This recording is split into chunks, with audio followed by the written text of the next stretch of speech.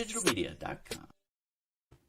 Hello, everybody. Welcome to another episode of Job Seeker Spotlight. I am Ira Bowman. I am your host today. My co-host Liz Kmantz is got another engagement, so she isn't able to make it today.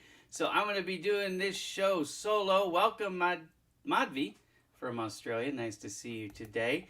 If you are new to the show and you don't know what this is all about, and you're a job seeker, you are going to have a smile on your face shortly, because this is all about you. It isn't about me. It isn't about Liz. It isn't even about the companies we work for, EBC Associates and Bowman Digital Media or Project Help You Grow. It's about you. What do we do here? We really do two things, but the goal is the same. The goal is to help elevate your status or your visibility as a job seeker, so we can get you in front of more recruiters, more employers, and help you find that job faster. To land the new job is the goal. How do we do it? We have two different mechanisms here that we use in concert to help you. So very first thing, get your name in the comments, because just like I did with Mavi, I'm going to do it again. I will show you to the audience. That will help you right away increase visibility. Plus, in full disclosure, it helps me too, obviously, as more people make comments, more other people on all these social media platforms get notified that we're live, and we're trying to build the audience. The more eyeballs, the better for everybody. It helps me, it helps you. It is win-win networking. Got my brother from church here, Scott Shaver. He just got a job. Congratulations, Scott. Wish I could take credit. I'm sure I had nothing to do with it, but I'm very happy that you did land a job for sure. Azaz, welcome to the show. My other brother from church, Brady McClanahan, he joins me each and every Saturday for my newest show, which is Saturday Night LinkedIn Karaoke. If you are looking to sing and have fun singing, we do that show on Saturdays. Welcome to the show. I don't know how to say that. Is it Agmont? I don't want to mispronounce it. So apologize if I pronounced that wrong. I probably did. Sorry about that. Okay. Two ways that we help you job seekers here. What we're doing, number one, we invite you onto the show. You can come on. I usually have people on for about 5 minutes, and it's just a light interview. But here's what you do with it. In fact, I just got done doing this for Mariella last week. So you come on the show and we do some, oh, thank you very much. I try to be enthusiastic in everything I do, because if it's not worth doing right, then don't do it. And if you're going to do something, do it with 100% effort. That's always my goal, is to give everything I do 100% effort. Okay, so last week, Mariella came on the show. I interviewed her. Liz was with me. She interviewed her, so we rotated, some basic questions we dug into, because Mariella's a little bit more seasoned, right? And she's fighting this thing called ageism. So we peppered some questions in there, and she's like, hey, I'm looking at working for another 15 or 20 years. And I think that's the main thing with ageism, right? Like, they want to know that you're not looking to retire right away. Also, of course, the thing that you can't help is, that they don't want to bring somebody in who's older necessarily, because that could adjust, especially for smaller companies, their insurance rates, right? There's nothing we can do about that. But there are a lot of benefits to hiring people with more experience, and I've actually written about that on my blog on Project Help You Grow, called Counterpunching Ageism,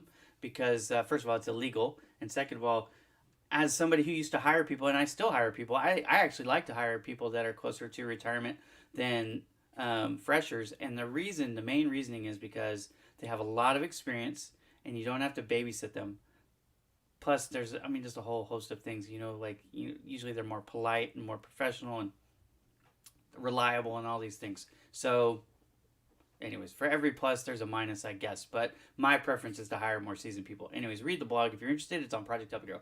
But that's the first way. We bring you on, we do an interview, and then what you do is you take that interview and you put it in the featured section of your LinkedIn profile, and that helps people who don't know you get to see a little bit of, your personality and your professionalism and all those things. And that can help you have an advantage over the people who they don't know, they've never seen, right? And so even if they watch that before they interview you, they already kind of feel like they know you at this point. So it helps with that too. There's just a variety of reasons. So you take that video, you come on the show, you take that video after you're done, you put it on your featured section. So that's number one. Number two, far more common on this show, because people are camera shy, believe it or not, right? Which all of us are using Zoom and Skype and all these video technology things now. So I'm surprised that more people aren't more comfortable on video, but I get it. But everybody has a LinkedIn profile. And on this show, if you ask me to, what we will do is we'll go to your social media profile, whether it be LinkedIn or another one, and what we'll do is we will do a profile review. Thank you very much. I thought it came out pretty good too. Hers was a little bit longer, but because we're such good friends, it actually doesn't surprise me. I'm surprised that we were able to get it in 10 minutes, but you get the idea. We ask questions, you answer them, and then, you just segment it out. You just chop it and chop it. And if you need help with that, if you come on the show, I'll actually help you chop it up for you. Not a problem, okay? And I won't charge for that. Just be my gift. But anyways, so number two, so first is come on the show with me, and I'll do an interview with you live here on the show that you can use just like we did for Mariella. The second thing is that you can... Oh, no problem. My pleasure, Mariella. I'm glad that the video worked out, and I hope everything works out with your family in Greece. If you guys don't know, Greece has got major forest or wildfires going right now. So check Mariella's page out, and you can see what I was talking about. So come on the show for the video, get the interview, and then you can use that in your feature section, or request that I do a LinkedIn profile review or any social media review, frankly, of any of your profiles, and I will do that. I just need your permission. Okay. So the show is designed to put you, the job seeker, in the spotlight. That's the name of the show. That's the point of the show. It isn't about me. Now, who is Ira Bowman? For those of you who don't know me, welcome. My name is Ira Bowman. I run Project Help You Grow. That's what's relevant to this particular show. I also own Bowman Digital Media. I have a large social media following, whatever. Okay, that's not important. But to this show, I'm a former hiring manager for other companies, but I'm also an owner. I hire my own staff now. In fact, I just got bringing on a brand new teammate yesterday after bringing on a couple the day before and a couple the day before that. I've hired 5 new people in the last 72 hours. Maybe 96, but anyways, you get the idea. 5 new people in the last week, okay?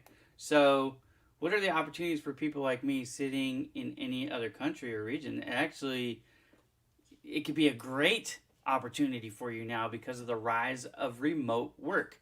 You really need to check the job listings though. Make sure in the job description it'll usually say, like, the jobs are remote.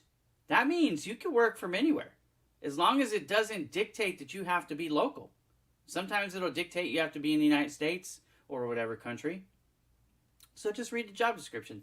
If it does not say, it's fair game, right? If it doesn't say you have to live in England, right, for the remote position, the sky's the limit. I will tell you, I've been finding some of my folks remotely as freelance work too.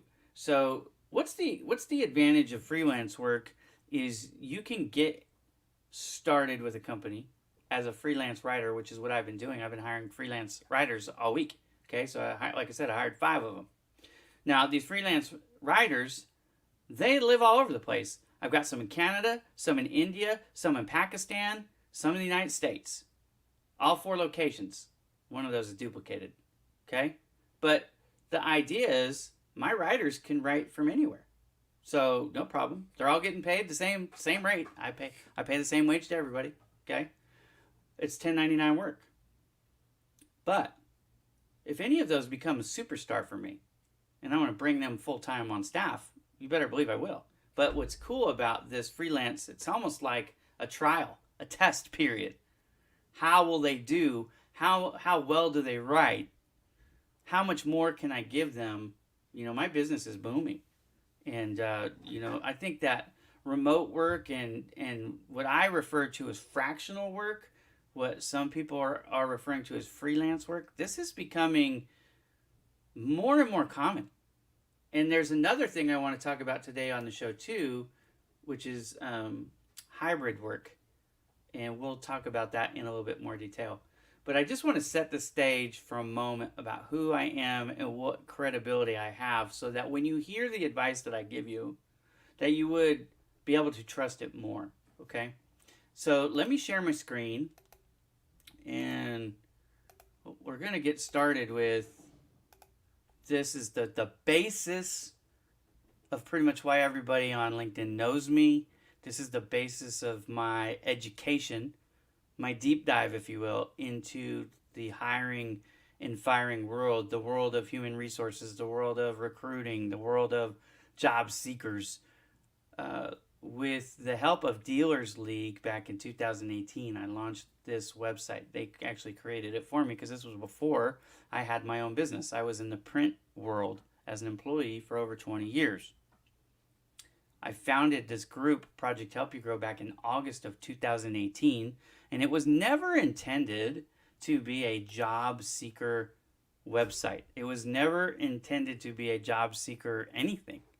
It was intended to help people build their social media platform, specifically LinkedIn. It was a group. In fact, it wasn't even intended to be a group. The name project is in the name because it was intended to be a temporary project that was going to last like 2 weeks in my mind when I was launching it. But what happened is there was unexpected success with it. It like was an avalanche of success, but almost immediately I was overwhelmed by like 50%, just over 50% to be exact, of the respondents when I launched Project Help You Grow back in 2018 told me their more pressing need was help finding a job, not building their LinkedIn network. And so, like everybody would do with a heart, I had to pivot, and I made this switch. Hey Tim, long time no see. Hope you're doing well, brother. Hope the headaches have subsided. I haven't been seeing you in my feed lately, so I hope you're doing good. Project Help You Grow pivoted to help job seekers because that's what they asked me to do by the thousands in a very short amount of time. So I launched the project in August of 2018. By September of 2018, we had the website going. Okay, so it all happened. It all happened pretty quick. You're welcome, my brother. Absolutely. Project Help You Grow is a philanthropy website. There's no ads on the website. You don't have to sign up for anything to use it. There are candidates. If you want to make a profile, you do have to create an account, but it doesn't cost anything. And you don't get any emails, by the way, because I don't sell your information to anybody. The only person who emails on behalf of Project Help You Grow is me, and I don't respond to 90% of the emails I get because most of them are trying to sell me something or whatever, right? So, every once in a while I'll get users that ask me questions or for advice. Most commonly right now I'm getting asked for my ageism resume, and I will send that to anybody who wants it for free. Kirsty Bonner's the one who helped me write it, so that was kind of cool. And that actually helped the project grow. In full disclosure, back in the day when Kirsty Bonner was working in Switzerland as a recruiter, she didn't have a place to house her jobs. She actually only had 10,000 followers back then on LinkedIn, so it was kind of funny. I had a larger profile than her back then, but I told her, I said, Kirsty, you're more than welcome to use my website to house all your job listings for free, so she didn't have to pay, and that was a big help to her. So that's how we really became friends. We hit it off right away, and we used to talk on a daily basis. Yeah, she was beyond amazing, no doubt about it. She was really my best friend for a couple years. So Kirsty Bonner is somebody I really miss. But anyways, we were involved in this thing together. She was posting jobs, and I was, helping her build her presence on LinkedIn, frankly. And that's kind of how we got started. But I worked with her a lot in the beginning because I was new to all this. She really gave me a master classes in a lot of this. A lot of my positions and a lot of the things that I know are built on Kirsty Bonner's brain. I really don't know how else to say it. But anyways, so I run Project Help You Grow. I have for years. we have to stop talking about this because I'm gonna cry. So next topic. Next. I can't. I still haven't processed that loss. That's a hard one for me. Okay. So, and it's hard for a lot of people. I'm not any more special than anybody else dealing with that stuff. But anyways, if you're looking for free help, this is what's here. The thing that is most helpful now, if you're looking for a job, one thing that was kind of cool, the project took off, and I've had hundreds of thousands of followers on my website in the last 3 years, right? So I think it's over 500,000 people have visited the website in the past 3 years. It's a lot of people. So I have recruiters and employers who put jobs on here, but one thing that happened almost right away, I got sought out by ZipRecruiter. ZipRecruiter and Indeed kind of go head to head. These guys don't compete with me. I'm a niche site in their eyes. But ZipRecruiter asked me if I would be interested in having them backfill through an API key all of the jobs on ZipRecruiter. And I thought, well, yeah, that would be awesome because then people can come one place and find everything. And so they're here. You can find everything from ZipRecruiter, job-wise, on. Now, I don't have access to their blogs and stuff like that, and they don't have access to mine. But all their jobs are on here, too. So if you come onto Project Help You Grow's job board, let's say you wanted to work, I'm just going to type something in, okay? Architect and location. Let's say you want to work in, I don't know, New York, whatever. It could be anywhere, okay? So if you type that and then hit, search jobs, it will now filter for just those jobs, and it'll tell you how old it is. Like this one, intermediate level, was posted 4 hours ago. So you could then click on it, and then it'll take you at that point to ZipRecruiter, okay? My website is a bridge website. What does that mean? You're not applying for jobs in most cases on my site. The recruiter or the employer who puts the job listing up on the site uses either their email address or their website landing page for that job. So you can read about it on my site, but then when you click apply, it takes you over to their site. You see how it works? So you can find what's available without having to log in, but then if you want to use ZipRecruiter to apply, then use ZipRecruiter to apply, or whichever job listing it is, because it doesn't have to be a ZipRecruiter job. It's just, they have millions of jobs on my site. By overwhelming, the majority of the sites are ZipRecruiter, because I probably have at any given time 500 to 1,000 jobs that are loaded directly onto Project Help You Grow. It's a niche site, right? I don't spend any money in advertising and all that stuff, so it is what it is, but it's there for you. But the number one tool is not the job listings. Job listings are helpful. I get it, because you need jobs to apply to. But the number one thing that's helpful is actually right here. I'm going to make this bigger again.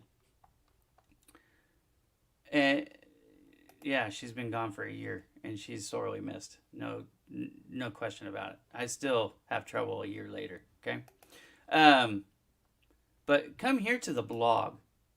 If you really want to get the power of LinkedIn, the power of Project Help You Grow, it's not in the job listings, although those are helpful. It's here in the blogs. Now, I might turn this back on. I have a Kirsty Bonner page, okay? Again, for those of you who don't know, Kirsty Bonner was, she was my best friend. There's no other way to say it for a while. I think it's that. I'm going to have to double check real quick. Hang on. I haven't pulled her page up in a long time. Yeah, there we go. So I have this. When she passed away, I turned this off, so it's not on the menu. It's still live. So I was the only place on the internet that you could find Kirsty Bonnie's stuff off of LinkedIn until she launched her own website, the KB stuff. She didn't have that in the beginning, right? So Project Help You Grow was her home. And anyways, these are her posts. It's kind of like a best of Kirsty Bonner. I turned it off out of respect for Kirsty, but now a year later, I might turn them back on because it's good. it could be therapeutic. So maybe I'll do that. I didn't plan on talking about that today, but anyways, so go to the blog. But all that really is just to give you a reminder or a foundation, if you will, of my credibility or the foundation with which I speak to these things. It's not. I will tell you some things that are counterintuitive, just like Kirsty did, to popular culture or the misconceptions that are out there, right? Like when the ATS came out and everybody thought the ATS was evil. It's like, well, no, it's not evil. It's just a pain in the booty, right? And Kirsty would say it a different way. But once you understand what the ATS is and how it actually works, you can create a strategy that will help you navigate through it, get through the locked door because you have the right key. It actually gives you a huge advantage because most people still have refused to learn it or adapt to it because of the effort that it takes. And one thing you know about Kirsty Bonner, hopefully it's the same thing you know about me. Painfully honest, work really, really hard. That's why we got along so well. We had similar work ethic and similar belief system, right? So we were of the same era, and anyways, we had a lot in common. And that's why we got along so well. But she would not pull punches on the truth. She was very, very blunt almost to a fault, if there is such a thing, right? So that's where I will tell people straight away, like, look, your resume is a mess. And it's usually not the written words so much as it is the formatting. Like, you've broken all the rules. I had this argument with people for a while about PDFs, and everybody thought I was crazy. They're like, yeah, I'm going to use PDFs. It's safer to send it. I'm like, no, because you don't understand what the ATS is doing with your resume.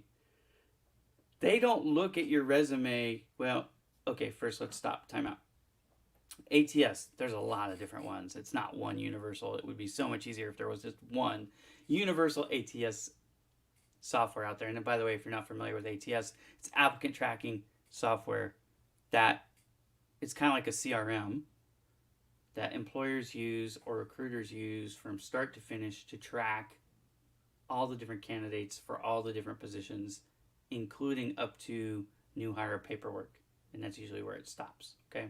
But from the time even before they write the job description all the way through hired onboarding, the ATS systems are used. And it's not just for one job, it's for all the jobs, all the candidates.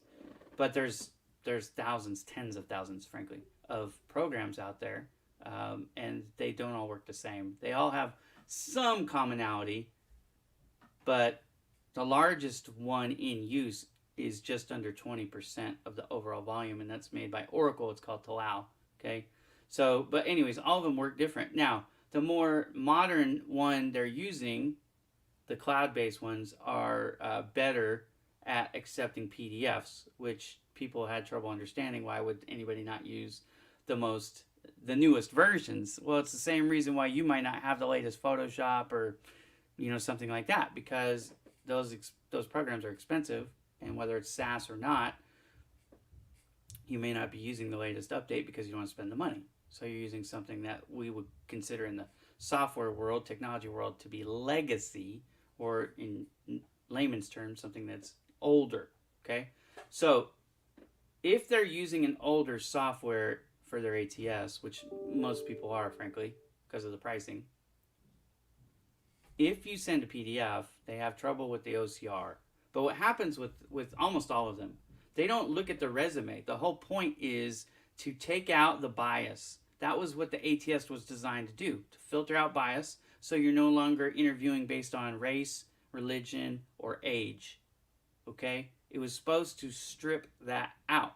So what they would do is they will pull in your resume, they're going to break it up into pieces, and then rebuild it in a standardized format.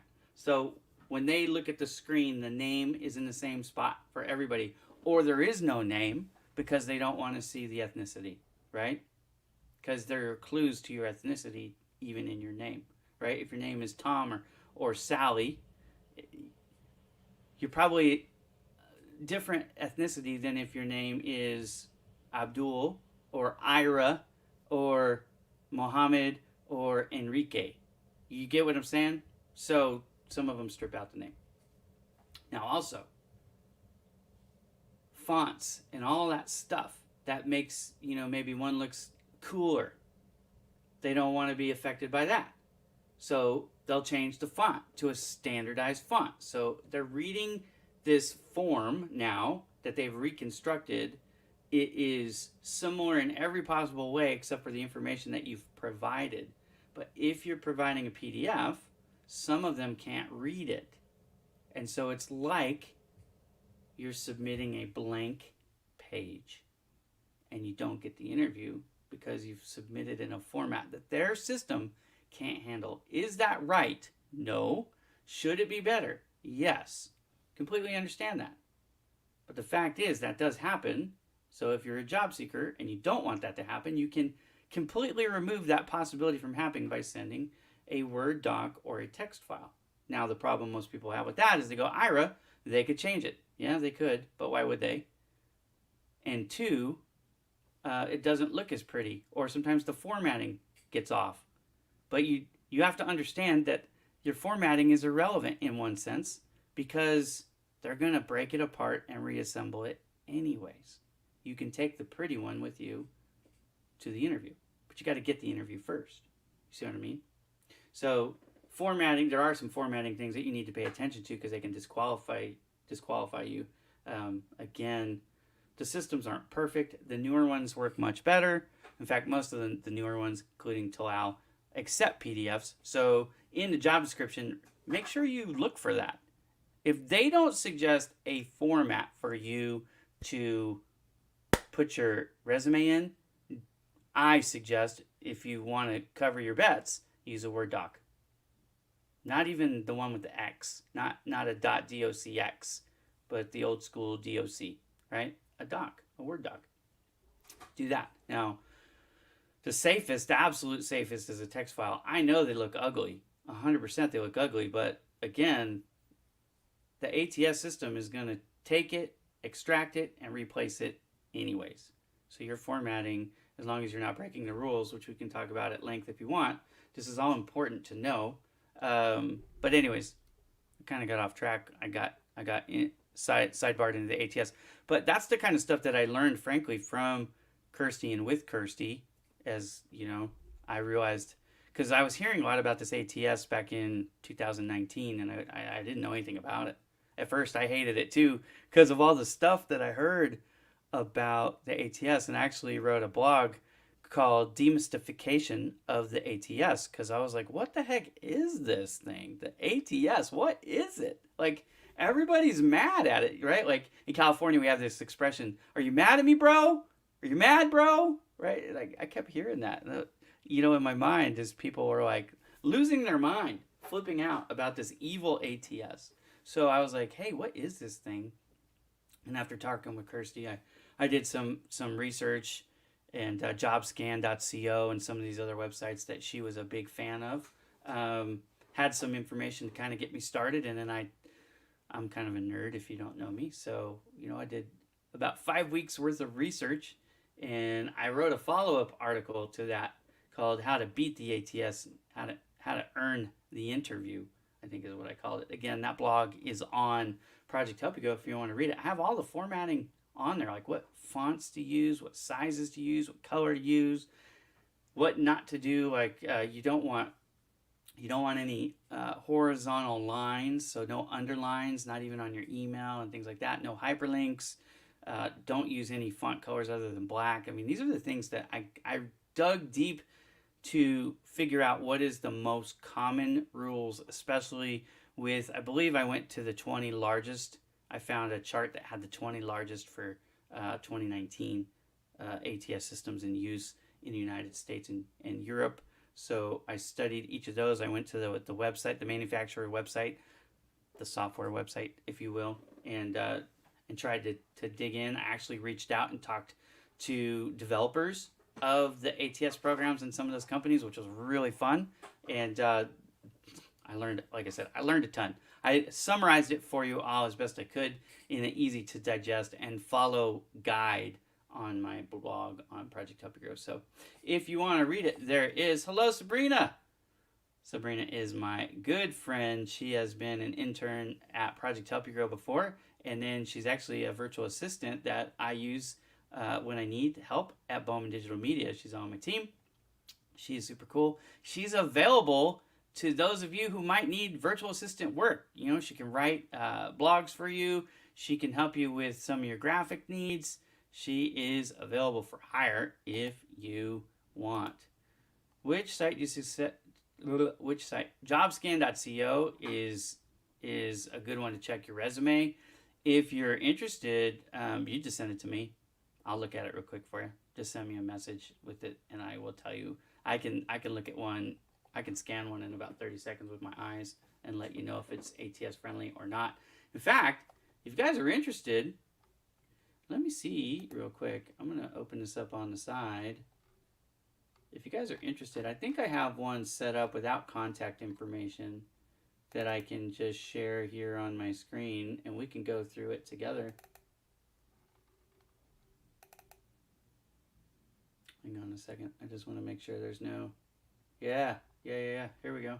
Let's do that together. You guys want?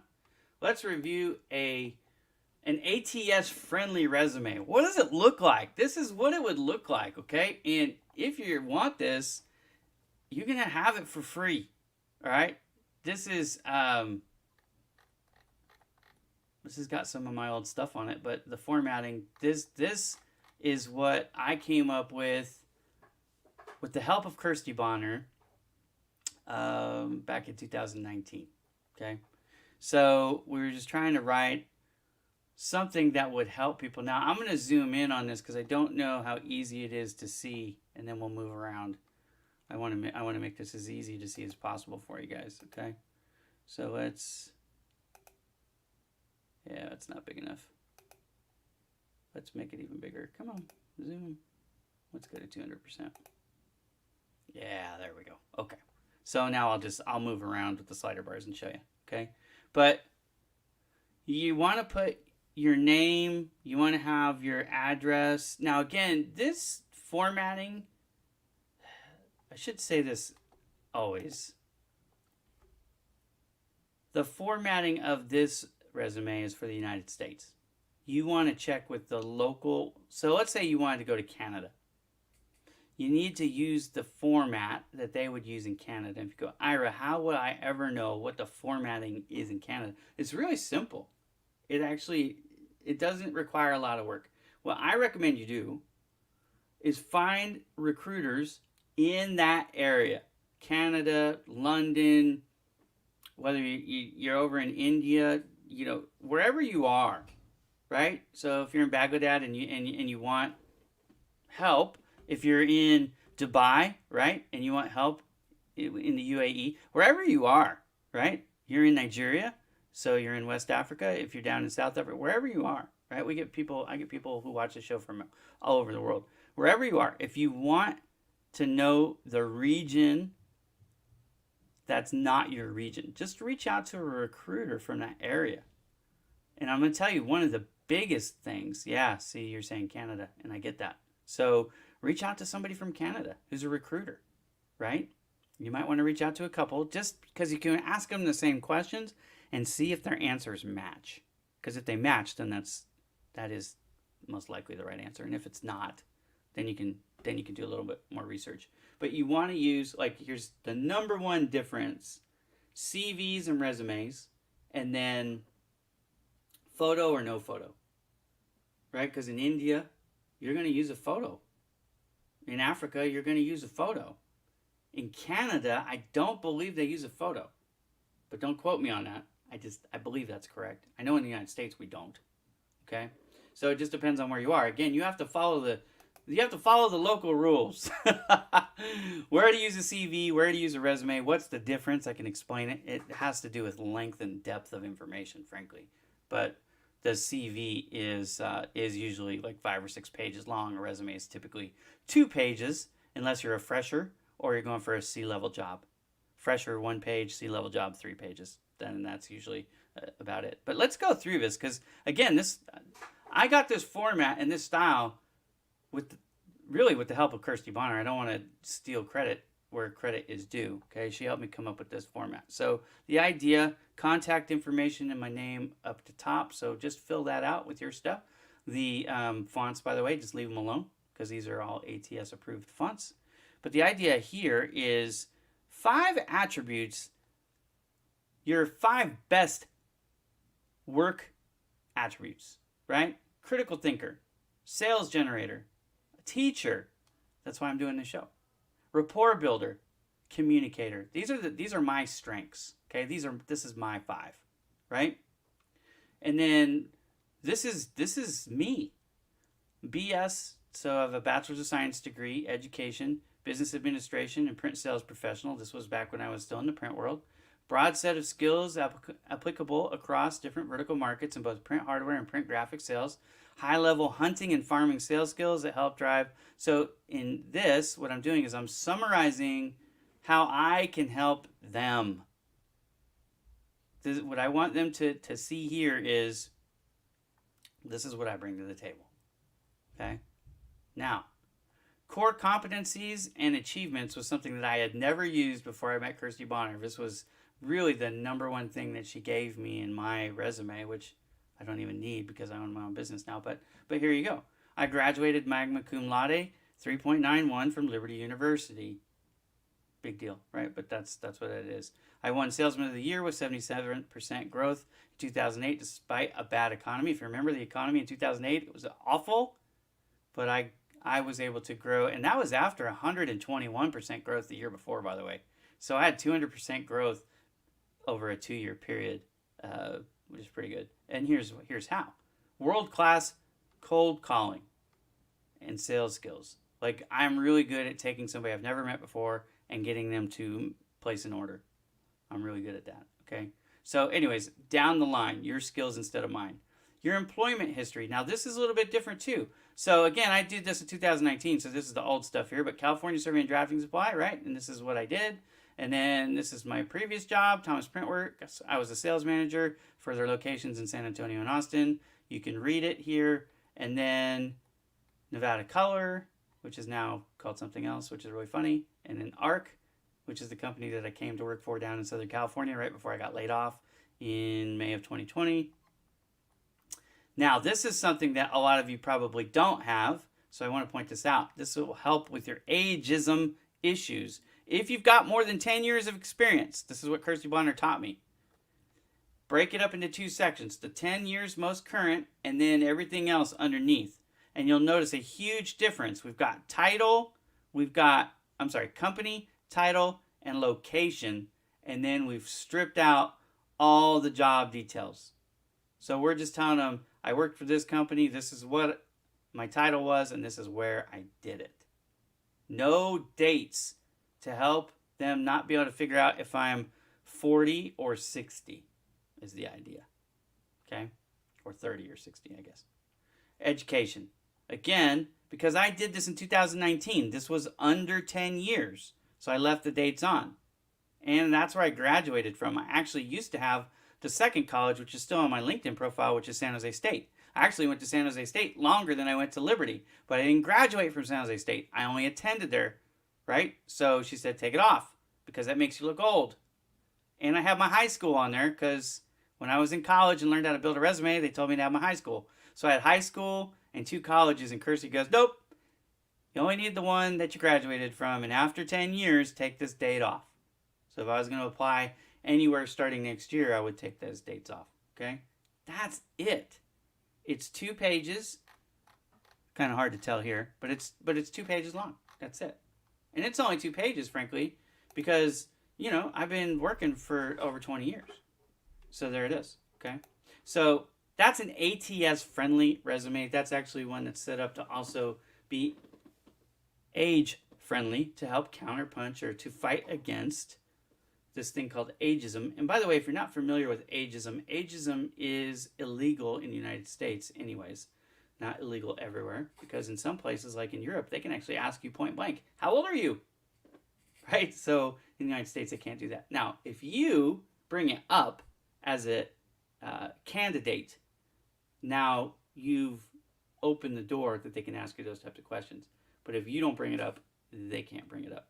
So be careful in your answers if you're fighting ageism.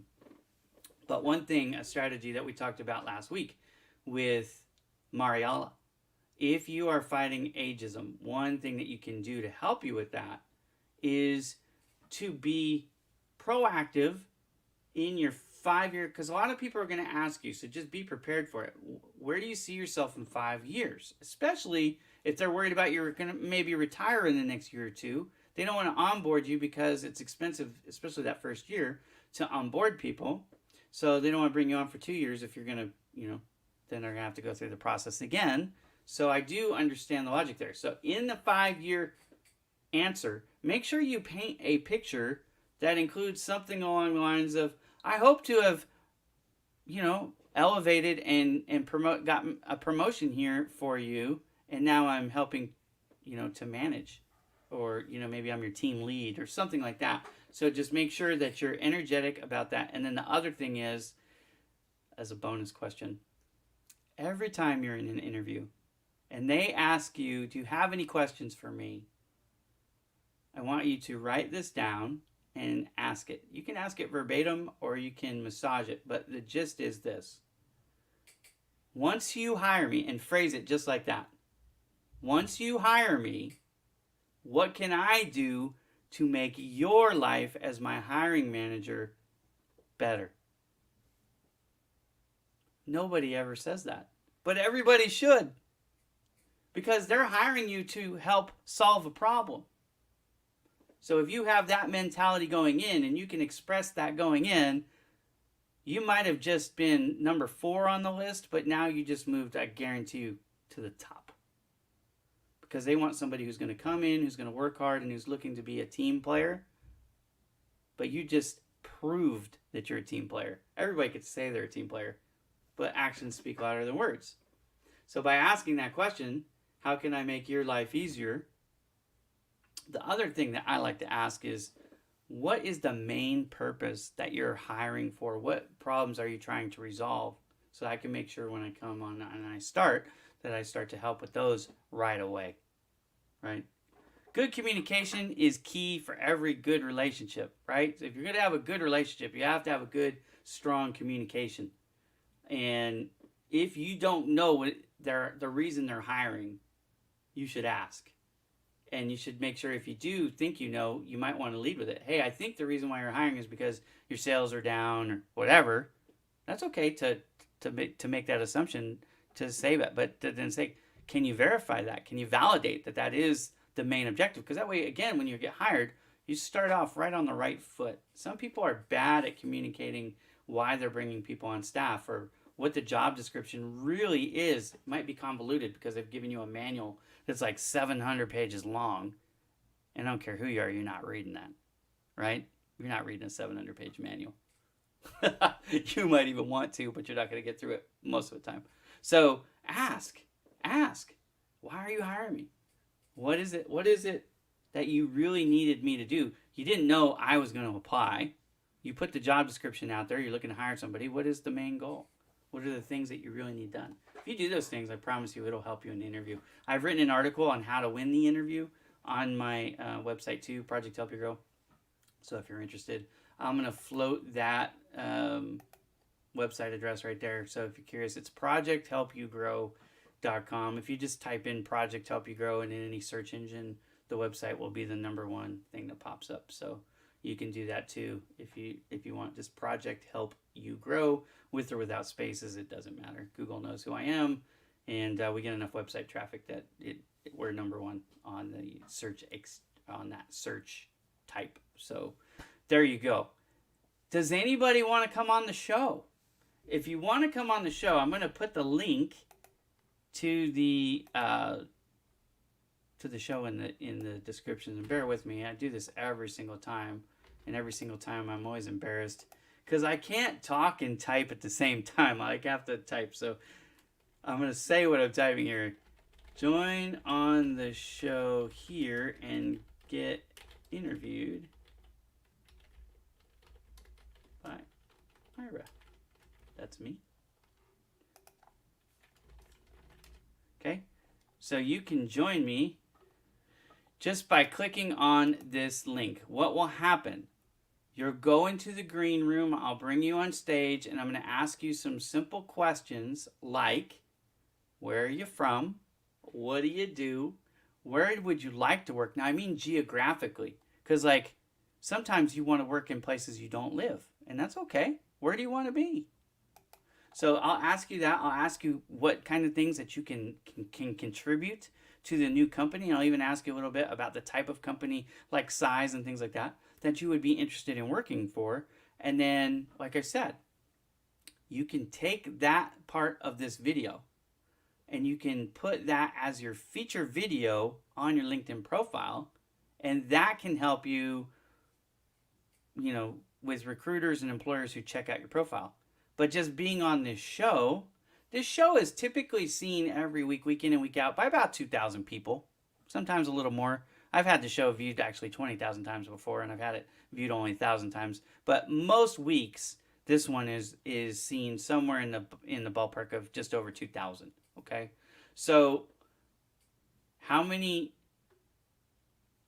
would that help you to be seen by another 2,000 people? Now, what if I told you, because LinkedIn has a cap, and a lot of you guys don't know this. In fact, I think some of you think I'm not nice because you send me connection requests on LinkedIn and I can't accept them because there's a limit, there's a cap. The cap is 30,000. And I know that seems like a really high number, but I capped out back in February of 2019.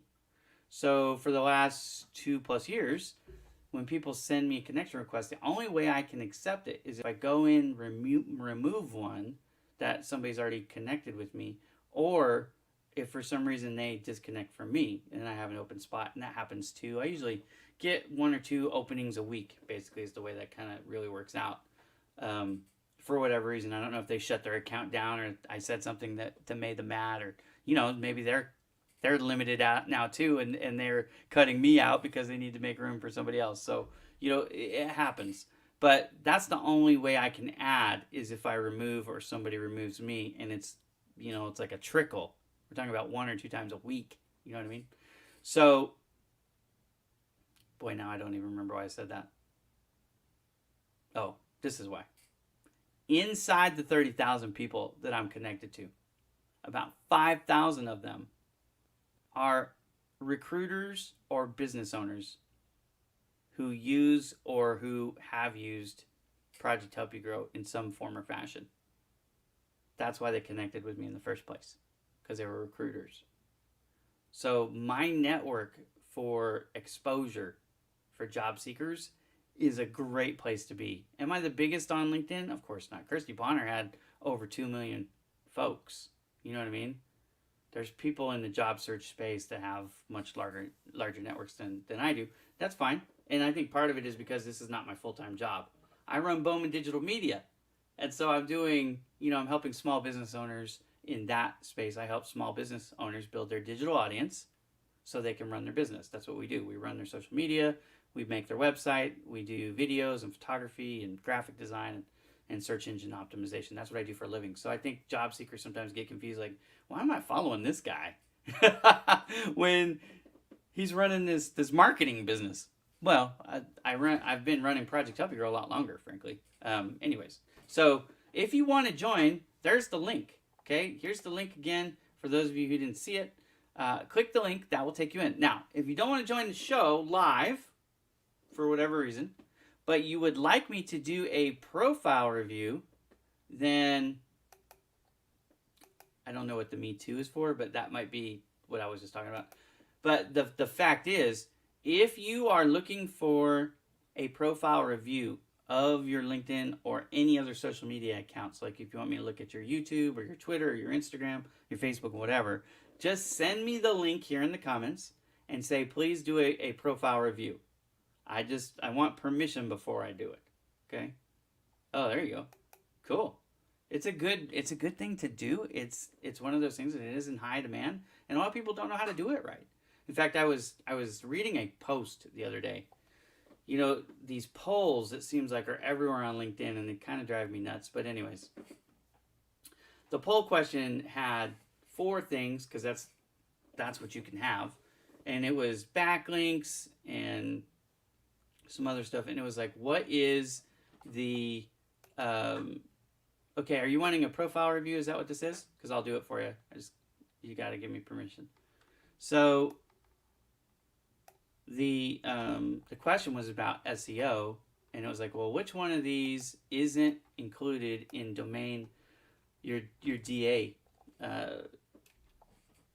calculation? And directly, yeah, here we go. Okay, and directly the answer was bounce rate. But I answered, I said, look, if you don't, bounce rate is not important to your SEO, you don't understand SEO. Bounce rate is huge. You want to have first-time visitors, and you want to have returning visitors, and you also want to have, you know, the length of the stay. It's all important. How many pages they visit. Anyways, it's all important. So I didn't really like the question at all.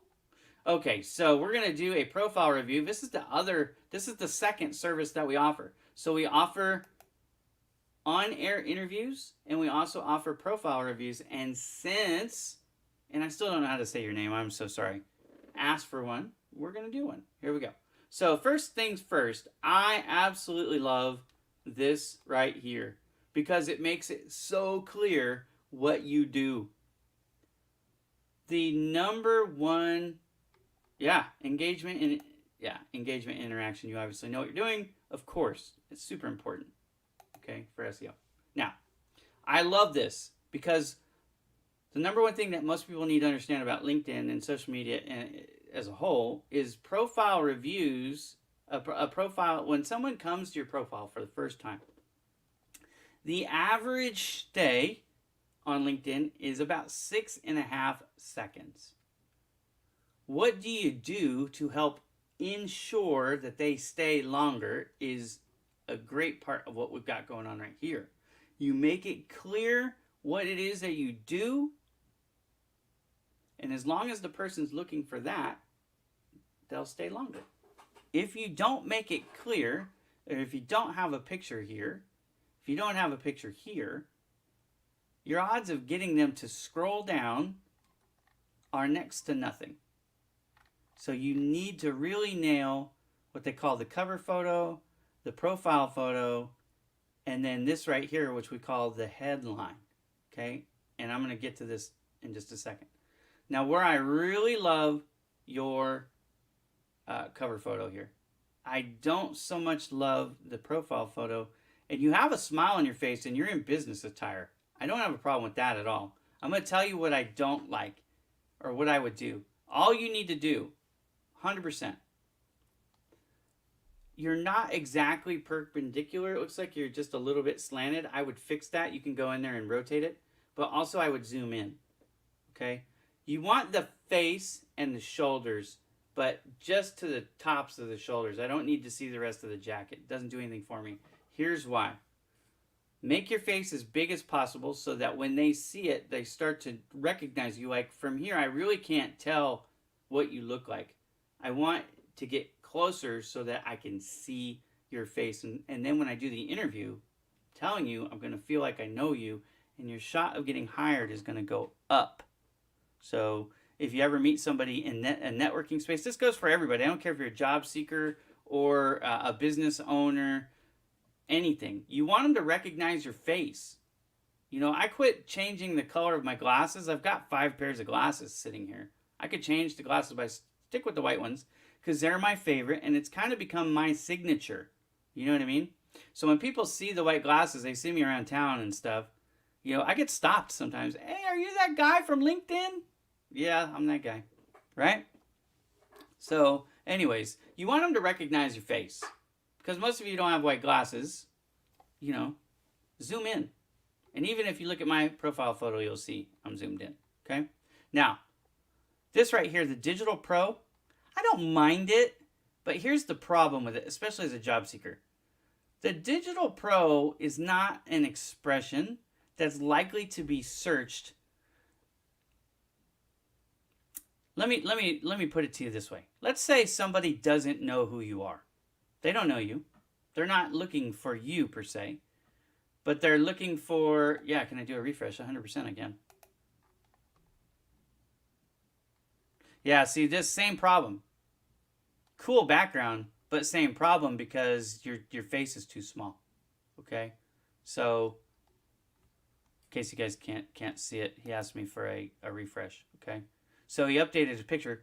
Again, I like the picture fine, and it matches the branding, right? So you've got the blue and the yellow, all smart.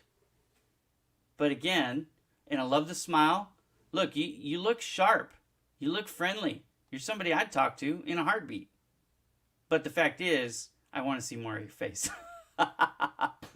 So take my advice. Oh, it's your company. Perfect. Well, there you go. Okay. Digital Pro, though, here's the problem with Digital Pro. People aren't looking for Digital Pro. And if they are, let them go to your company page. What you want to put here primarily is what your company does, right? SEO. Whatever content stuff you do, whatever ad management you do, whatever, blog writing service you do, or backlink building, or all the things that are important to SEO, website development, right? My company does all that stuff. If you want to look at mine, I'll show you the difference between mine and yours. We'll just do it real quick.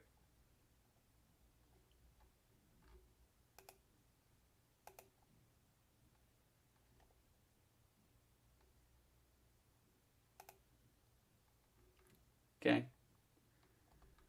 So there's mine, my name, and then here's what I can do. I can build your website and your social media traffic, because if anybody puts website or social media, I want to come up. But then I've specifically listed out, okay, so this is where you could have the Digital Pro services, and then list out your services. Social media management, website development, graphic design, photography, videography, SEO. And then I help job seekers via Project Help You Grow, which is what I'm doing right now. Okay. So what's the difference between that and what you've got? I've got my company name in there too. You can leave that in there. But you see what I did? I put in what I do.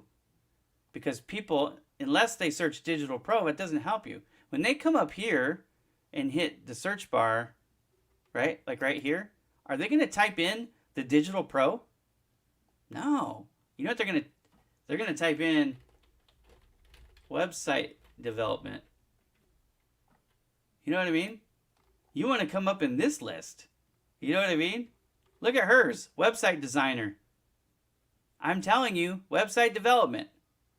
That's what you need to put in your headline, guys, and that's exactly why you need to put it there. I'm not picking on you, I'm not trying to pick on you. And I'm not saying this from a point of like I'm asking or I think this might be better. I'm telling you, I spend all day, every day on LinkedIn. Trust me.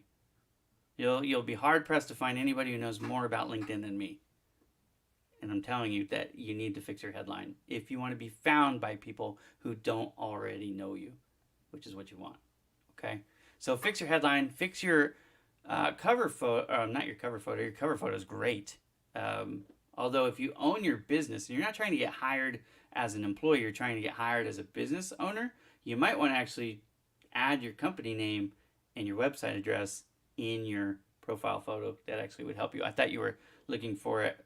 You would be looking for a job is what I thought you were looking for. So that's a little bit different. Okay. So the rest of your profile, just looking at it real quick. You don't have a featured section. Get yourself a featured section. There's no reason for you not to have that. You need that. What would you show in your featured section? Okay, as an employee or job seeker, it's different than as a business owner. So as a business owner, you want to put, samples of your work, testimonials, product demonstration videos, things like that. Maybe you want to show an SEM rush report from before they hired you and one after they hired you. You know what I mean? Show people what you can do. As an employee or a job seeker, I'm going to put very first thing I would put is in 3-minute or so long video introducing myself, an introductory video. Hi, my name's Ira. I work in digital media. I take photographs for a living. I'm a graphic designer. I'm good at SEO. Something like that, right? I would like to work, for a company that does fill in the blanks. And here's what I'm hoping to accomplish when at my new role. Paint a picture, 3 minutes or less. That's what I would do in a video form and have it number 1 slot in my featured section as a job seeker. Next, I would take pictures of any awards and certifications that I've won or I've earned, right? So for me, the Salesman of the Year award, the diploma with the magna cum laude on it, right? That's not easy to do. To graduate college with magna cum laude is really hard. So I'm proud of that. Okay, so take pictures of those things, put those on there. Again, this is for job seekers. And then next I would do photos of me in my work environment. So, at networking events or whatever, on stage training, whatever the case is, right? So photos of you in your environment that establish your credibility as, that level employee.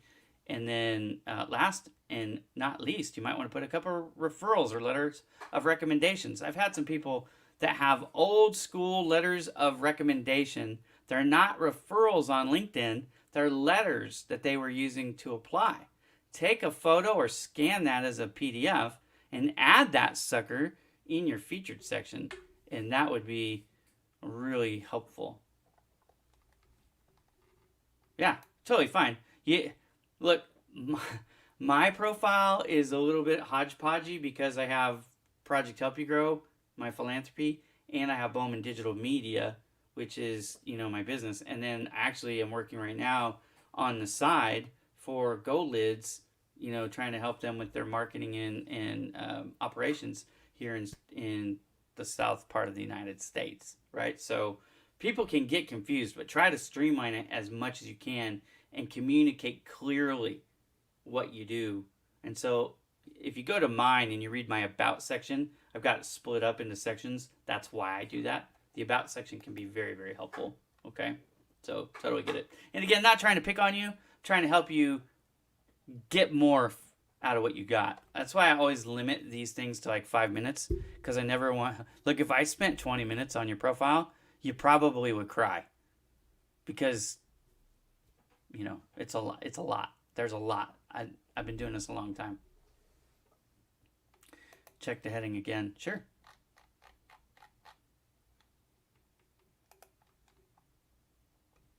Much better, right? So let's just pull it up and show everybody. So on the fly adjustments, which I really like, Digital Pro. Now, the one thing that I would suggest is take this off. For whatever reason, the algorithm seems to give a bonus or exponential multiplier, if you will, for the first few words. And again, people aren't searching Digital Pro, so you don't need it to be the first thing.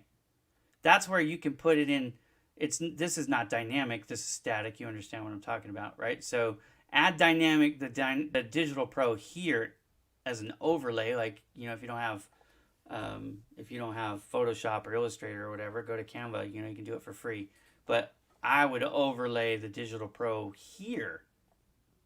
And so then you could take this and just scoot it back. Like I have Bowman Digital Media in my headline, but it's after the sentence, the power sentence.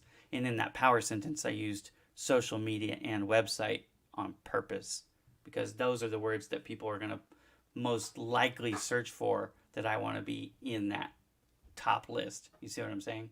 And then the thing I didn't get to with mine, if you scroll down in mine, you'll see I've got some of the same words in the headlines of the type, that my experience, and in my about section, and in my skills and endorsements, and in my recommendations. You'll see an indency of keywords repeated, and that's why it's like that.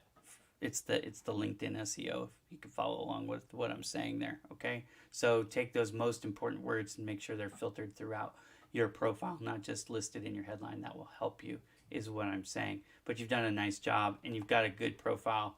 By all means, don't take what I've said as criticism. It's just a way, again, for you to get better. please take a look at my profile. I would be very happy to do so. Abbas, let me do that right now. So it always helps me, guys, if you can send me the link, but I'm pulling it up right now. Okay, so let's just go over, and here we go. This is Abbas per his request. This is super smart. The only thing that I would tell you about this, the way you've got this set up, Abbas, now I'm talking about the cover photo specifically here. You see how your picture is covering this part right now? If somebody opens it up on the phone or uses the app, what's going to happen is it's going to cover this part up, okay? So what you want to do is you want to take this data, slide it over to the right, and then take this thing and scoot this over because, well, you could leave it there. I mean, there's 60% of people are using an app, right? Some type of smart device. So they actually would see this information more if you leave it in place. So I would just take, not the credit analysis and planning analysis, that actually you could leave it there. But I would take this information and slide it to the right, okay? Other than that, very well done. I like this because people are going to be searching for finance and risk analysis. I would take the MBA. I think I would slide the MBA over, just like I was talking to the other gentleman about his business name. Same idea. It's good to know that you have the MBA. I don't know that people are going to be searching specifically. They're going to start with MBA. They are going to require an MBA for certain jobs, of course. Master's level education is required for certain positions, of course. So that's not something I'm saying that you need to delete. I'm just saying I think you would probably want the words finance and risk analyst in front of the word MBA is what I'm saying, just to be clear, okay? I know this seems very technical and tedious, but it is important. Also, you can put more here than just what you have. I believe you get 120 characters, unless they've made a change in the last couple days. 120 characters. So use that up. So what else would somebody put up here in the search that you would want them to find you? You would want to come up in the list. What would, you know what I mean? So could be accounting, bookkeeping, taxes, worksheets, spreadsheets, whatever. Data analysis, data analyst. These are just, words that obviously you would be familiar with. But what do you want to be found for? Okay.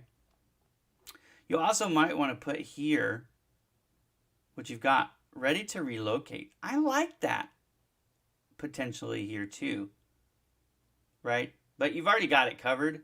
I don't know that people would search it. So I think you've asked and answered. You've already got it addressed. But I do kind of like that you've put it out there that you're willing to relocate. Also, you might want to put in here remote.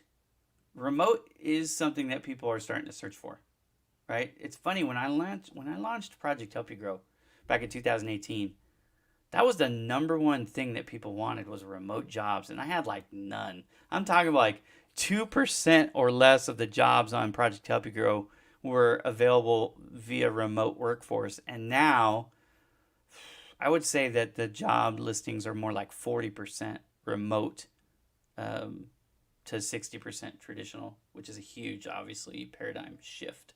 So there you go. Like it. Featured section, good. We need to rotate these photos, though. So rotate these photos so that you can read them correct. But the fact that you have a featured section and the fact that you have these awards here, bravo. I think you're the first one that I've done that has that correct so far as a job seeker. Now, what you're missing, of course, this is good too. My presumption is that you're one of these two guys, hopefully this guy, right?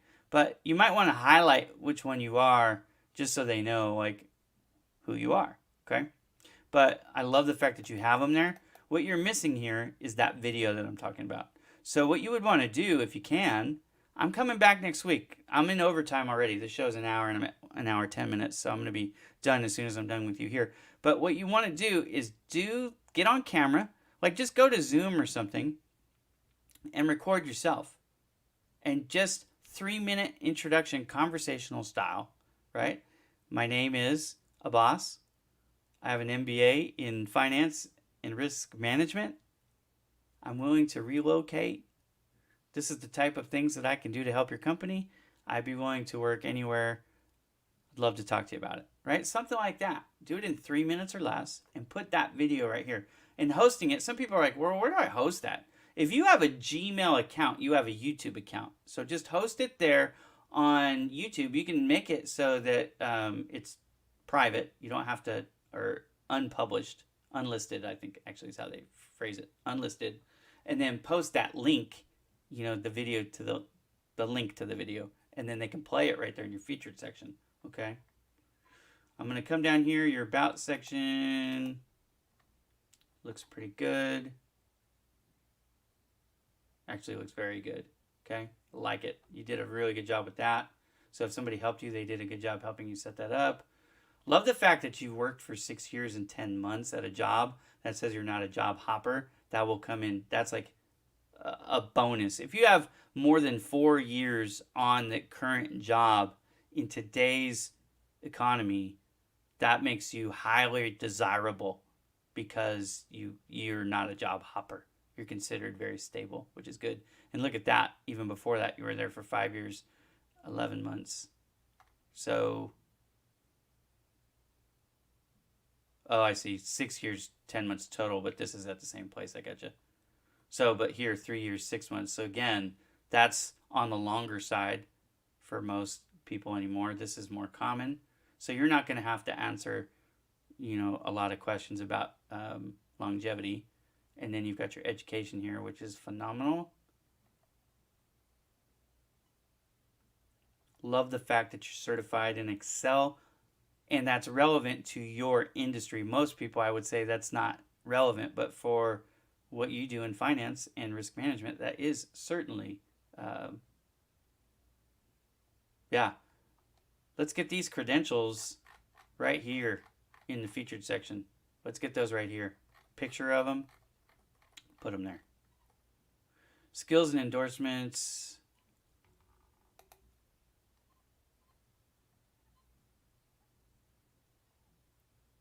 These are good. We need to get these. Check marked by people. So, look, one of the ways that you get people to endorse you is to endorse them. I know there's people out there who don't like that. They're like, you shouldn't endorse somebody if you don't know them. But I'm just telling you, if you know people that you feel comfortable in making an endorsement for them, watch what happens. More than 1 out of every 2 times, over half the time you endorse somebody for anything, the natural responses are going to endorse you back. So if you want to get these endorsements, you need to find people that you feel comfortable endorsing them, and they most likely will return the favor. One thing that I don't like to see, you don't have it, but a lot of people do, like Word and Excel and Publisher and PowerPoint and all this stuff. You don't need it because people aren't going to be searching for Microsoft Office. If I were you, I would take that out and put another one in. Okay? So there you go. Recommendations, you've got 2, you've given 3. That means, you believe in win-win. That's good. I would try to get more of these. With someone with your experience, you've been in the business for 10 years. You should have more than 3, and you probably should have given more than 2. Okay? A good number here would be for you, for your experience level, somewhere between 8 and 12. So reach out to a few of your friends, colleagues, former colleagues, and say, hey, would you mind writing me a recommendation on LinkedIn? And again, give to get. If you know other people that you're comfortable writing a referral for, you've actually worked for these. Look, do not do this for a stranger. Do not do this for somebody you've never worked with. But for people you've worked with, find some that are on LinkedIn that you feel comfortable with, write them one, ask them if they will return the favor. You need some more of those. It will help you. Okay? So anyways, overall, look, you've done a really good job, Abbas. Maybe one of the better ones I've seen, frankly, since I've been doing this show. Without any of my help, you've got a lot of it right. So polish up that headline. get your featured section fixed, adjust your cover photo over, get those endorsements hit, and ask for a couple more referrals, get some more recommendations in there, you've got yourself a pretty good profile. Add that video into the featured section. That's something that I just haven't seen any job seekers doing it, and they're missing the boat, right? A lot of them don't even have the featured section, so you're already ahead of the curve. Like I said, you're one of the best, if not the best one that I've done without any advice from me. Maybe it's because you follow me, I don't know, but it's good. It's really good. You've done a really, really good job there. So my hat's off to you, sir. Now, for all of you that are just joining in, this show is pretty much over. We're done. We had 16 minutes over without a co-host. Whew! I did it. I made it. I promised I teased something at the beginning of this show called hybrid work, and I'm going to bring it up, but we're going to talk about it more in depth next week, okay? What is hybrid work? Hybrid work is, okay, are you familiar with this expression, work from home? Okay, work from home, a lot of people get it, but work from home doesn't really work for a lot of business owners for a variety of reasons. Maybe they're public facing. You can't work for like an arena from home.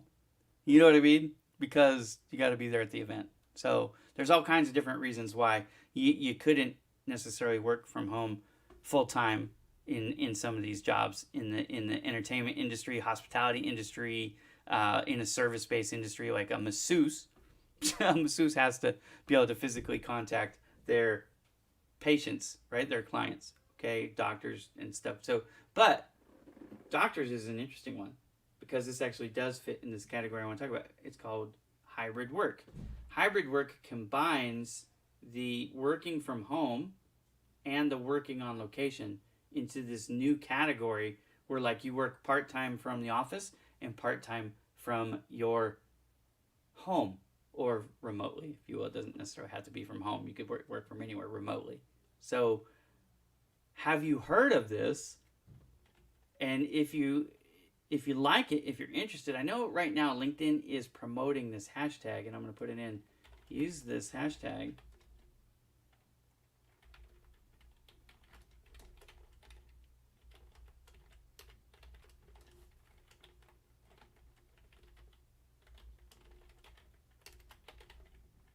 If you use this hashtag hybrid work in your posts or search for it if you are interested, thank you very much, Madhvi. I'm always happy to provide information as I can. Again, I don't do any of this to be overcritical.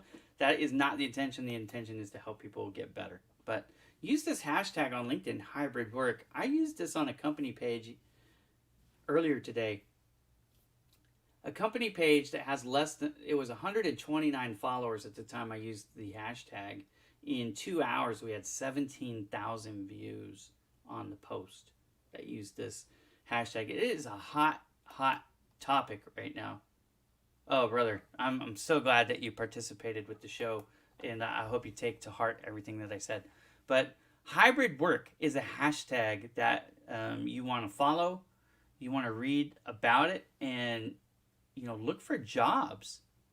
If you're trying to work and get hired, look for the trends. The trends can really help you. And right now, hybrid work is one of those that I'm seeing a lot of jobs that are like, okay, you can work from the office 2 days a week and from home 3 days a week, or you can work 10 hours a week at home and 30 hours a week from the office or something. It's all hybrid. You see what I mean? It's not one fully remote. It's not fully work at the office. It combines the two. I think that is really going to be what a lot of employers go to. There are going to be some that they go, hey, this working from home is amazing. We don't need all this office space. We don't have all this overhead now that we have to provide coffee and insurance and fax machines and print machines and all the supplies because you're working from home. So we save out on that money. And then there's other people, like I said, there are just some industries that hospitality, you're running a hotel, you can't have the maid service and the person doing the bellman and the security and the people checking people in, at the customer service desk. That stuff, you got to be there in person. So there are jobs that you're going to have to work on location no matter what, right? Like a grocery store clerk is going to have to be at the grocery store. And, well, besides for the robots that they're hiring to take over, but that's another topic for another day. But this hybrid work seems to be a solution that would work for a lot of companies, because you still would have your employees in person to do meetings and trainings and mentors and all that stuff, and to engage with your clients as needed. But you don't necessarily need to have as big of a space to house space, and maybe you don't have like your own personal desk anymore, but you have like a workspace that you are assigned to when you're in the office, but then somebody else would use it when you're not, right? So anyways, the world is changing. Hybrid work is an interesting topic. I'm going to go more in detail on that next week when Liz Capance returns to the show next week. This has been Job Seeker Spotlight. It airs every Thursday on Facebook, YouTube, and LinkedIn, which starts at 3 p.m. in the Pacific time zone, 6 p.m. in the East. You can time adjust as needed wherever you are in the world. If you ever miss an episode, you can find us. It's recorded and available on YouTube anytime. So, yeah, 40%. I don't know, we'll see what happens. But it is going to be a very common thing that you're going to hear about more and more. Again, use that hashtag to gain a little bit of extra momentum this week. You can use it also to search for topics that have already been posted. Anyways, LinkedIn is a buzz with this hybrid work topic, as it has been for a while with work from home, right? So anyways, hopefully all that information helps you. Again, my name is Ira Bowman. I will be happy to have my guest host back with me next week, Liz Capance. In the meantime, I hope this was helpful, and I hope you find a job soon. If you need help, come camera ready next week. Join me on the show. I'd love to have you. Have a great week, everybody.